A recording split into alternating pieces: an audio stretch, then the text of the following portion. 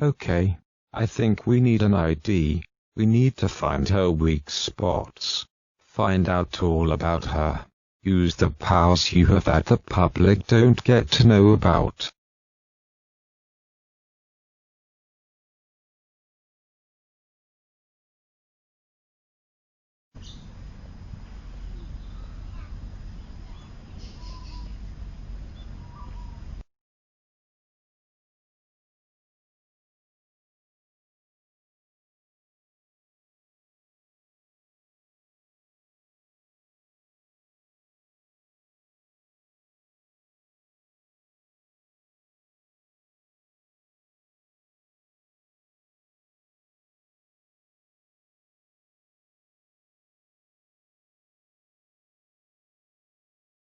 I hope they think they know Catty. Not so. People are nosy, so she developed another persona and secreted it into the system. She is 29 and any ankles broken at school were hockey opponents, including mine. Catty and I can go mentally unbalanced when forced to work with politicians and senior public officers. Serves them right for spying on us. I used my associates to get one of them elected and another to fill a senior vacancy. I had big hopes for them.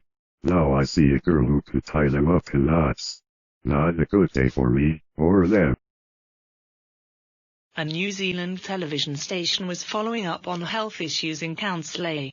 Ponds in the area were putting out obnoxious odours and the council either did not know the solution or were taking cognizance of the needs of the perpetrators. Remember that. The needs of the perpetrators. It was making people quite ill. I won't go into details, but the world's largest dairy firm, Fonterra, was fined $192,000 for illegally dumping buttermilk. The council was fined $115,000 for their part.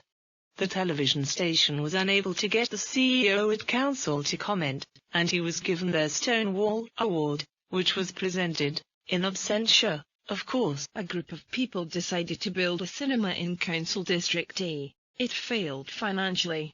The Council A decided to support this. The cinema was sold off to Council A, and has received financial support from the Council A for more than a decade. In a strange turn of events, one of the councillors, who received a councillor's not insignificant payment for her work, was also employed as the manager of this loss-making financial disaster. An employee was dismissed for a frivolous and trivial matter and a court case ensued.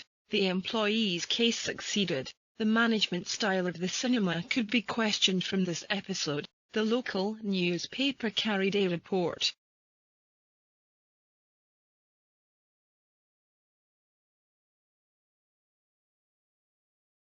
I'm not sure how a person can simultaneously act for the local members of the community and at the same time represent the council in court against one of the local community. It might make sense to Alice in Wonderland at the Mad Hatters. A few years ago a central government minister gave his unfavourable assessment of the Council A cinema involvement, but the council kept on the same path regardless. Money still pours in to support this dinosaur. In the days of online movies, there is no need to support a loss-making cinema. Governments exist to cover the services people cannot undertake themselves, such as defence, hospitals, etc. The original owners set up this cinema themselves and it failed. That should have been the end of it. It is the audacity of how councils operate that rankles so much, and the failure of central governments to adequately police them is the real problem.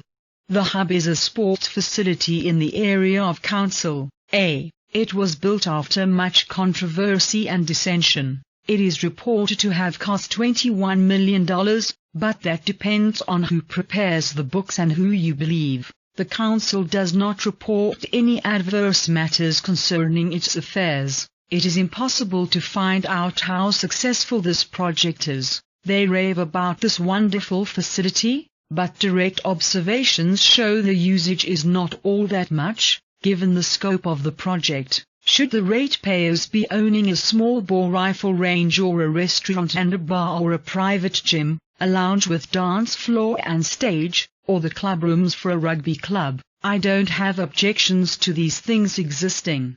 They do not, however, represent the needs of much of the population.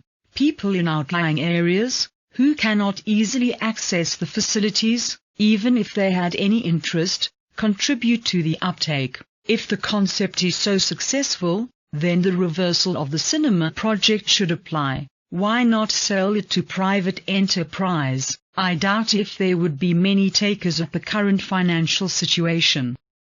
Small-bore rifle ranges are elitist and have limited appeal to the general public.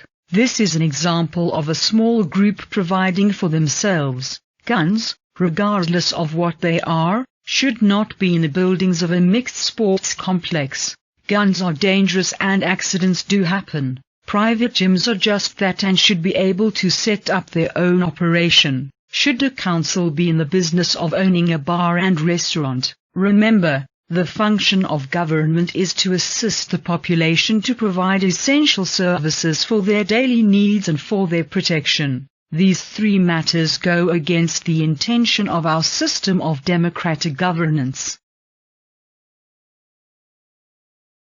In the case of Districts Council A, another adjoining local authority, Districts Council B, decided to cease fluoridation of its water supply. Fluoride is a contentious issue, and too much fluoride can be dangerous to health. Individuals who wish their daily dose of fluoride can find many ways to achieve this, without it coming from the water supply. In fact, the vast majority of water is for non-drinking use, perhaps close to 100%. We don't need fluoride in the washing machine, or the dishwasher, or the bath or shower, and especially for washing the car or watering the garden. Yet, as one local council saw the undesirability of fluoridation, the adjoining local council, almost simultaneously, decided they had some measure of obligation to the people of their districts, and they began further fluoridation in towns where it was not present.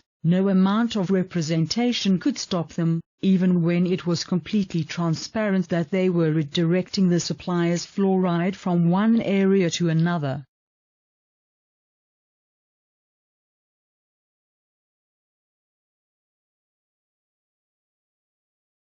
I leave the judgment to you, but in local government parlance and ethical standards, corruption may have a lesser meaning to that found in the dictionary.